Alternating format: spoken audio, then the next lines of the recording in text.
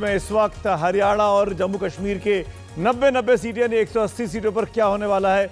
Exit poll के नतीजों के जरिए मैं और मारिया आपके सामने हाजिर है। मारिया, अभी तक के हालात जो दिख रहे हैं, जितने सर्वे सामने आए हैं, उसमें कहीं ना कहीं ऐसा लग रहा है कि बीजेपी के लिए चिंता की बात है। जी बिल्कुल, और ये जो एग्जिट पोल्स हैं वो साफ तौर पे ये दिखा रहे हैं कि जो पत्रकार जमीन पर गए या जो एनालिस्ट जमीन पर गए, जो हम लोग सब जमीन पर गए, वही शायद एग्जिट पोल्स ने भी पिक किया है।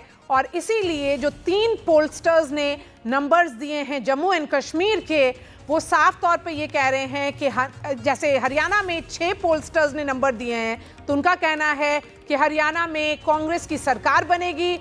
उनका जो रेंज है वो काफ़ी हाई है। इनफैक्ट जो एक्सिस का नंबर्स और जो सी वोटर का नंबर है वो 60 प्लस के रेंज में भी जा सकता है। और जम्मू एंड कश्मीर में एनसी कांग्रेस की जो अलायंस है उसके लिए वो अभी भी मेजॉरिटी नंबर से, जो उनका majority number Jammu and Kashmir assembly का 46 है, वहाँ पर वो 43 के अराउंड है, वो दिख रहा है। और ये आपके सामने ब्रेकिंग न्यूज़ इस वक्त चल रही। जम्मू कश्मीर में सभी सर्वे जितने अभी तक हुए हैं उन सब में कांग्रेस और नेशनल कॉन्फ्रेंस का जो गठबंधन है वो आगे चल रहा है और लगभग सभी में वो सरकार भी बना रहा है। 90 में से 45 से ज़्यादा सीटें अधिकतर सर्वे में कांग्रेस और नेशनल कॉन्फ्रेंस के गठबंधन को दिख रही है। हमको इसको ऐसे भी कह सकते हैं कि नेशनल कॉन्फ्रेंस की सरकार बनेगी क्योंकि वो बड़ा पार्टनर है इस गठबंधन का, कांग्रेस उसमें माइनॉरिटी पार्टनर है। हरियाणा में अगर बात की जाए तो वहां भी कांग्रेस 10 साल के बाद वापसी करती हुई इन एग्जिट पोल्स के मुताबिक दिखाई दे रही है। और जैसा कि हरियाणा में हुआ है कि किसी भी पार्टी ने लगातार हैट्रिक नहीं बनाई है, वही स्थिति इस बार भी हरियाणा में दिख रही है। 2 बार बीजेपी जीती, लेकिन इस बार कांग्रेस की वापसी के आसार दिखाई दे रहे हैं। 6 एजेंसियों के सर्वे में कांग्रेस आगे चल रही है।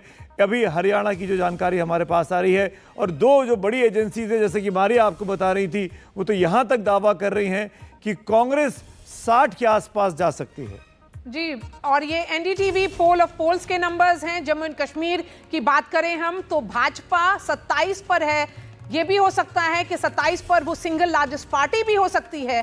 कांग्रेस और एनसी ज्वाइंटली 42 के आसपास हैं। सो 3 उनको 4 सीटें और चाहिए सरकार बनाने के लिए। तो क्या वो नंबर्स पीडीपी से मिलेंगे, क्योंकि पीडीपी का नंबर होगा लगभग 7 के करीब।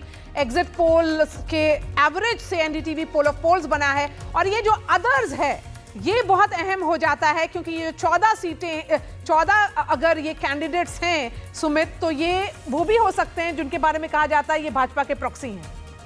भाजपा के प्रॉक्सी है, लेकिन ये 14 के 14 जब सरकार बन रही होगी, तो इंडिपेंडेंट का स्थिति तो ऐसी होती है ना, जिसकी सत्ता होती है उसके पास चले जाते हैं, चाहे वो रशीद इंजीनियर साहब के हो या जेईएम के हो। देखना पड़ेगा। राम माधव का रोल बड़ा इंपॉर्टेंट होगा और उस पर हम लोग बात भी करेंगे आने वाले वक्त में। राम माधव को वहाँ लगाया गया भारतीय जनता पार्टी के द्वारा कश्मीर की रीजन में।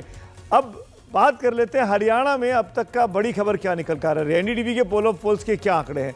हरियाणा में बीजेपी के 27 आते हुए दिखाई दे रहे हैं, 13 कम है पिछली बार से। कांग्रेस गठबंधन 54 पे आसपास है, क्योंकि 23 ज़्यादा है पिछली बार से। जेजेपी को नुकसान हो रहा है सबसे बड़ी पार्टी के तौर पर। आम आदमी पार्टी का खाता नहीं खुल रहा है।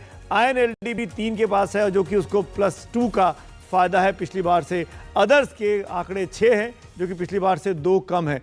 साफ है कांग्रेस और सीपीएम, 1 सीट कांग्रेस ने छोड़ी थी।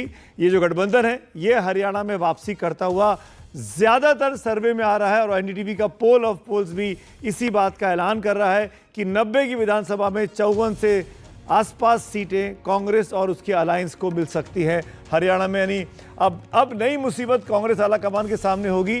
कुमारी शैलजा, भूपेंद्र हुड्डा, कौन बाजी मारेगा।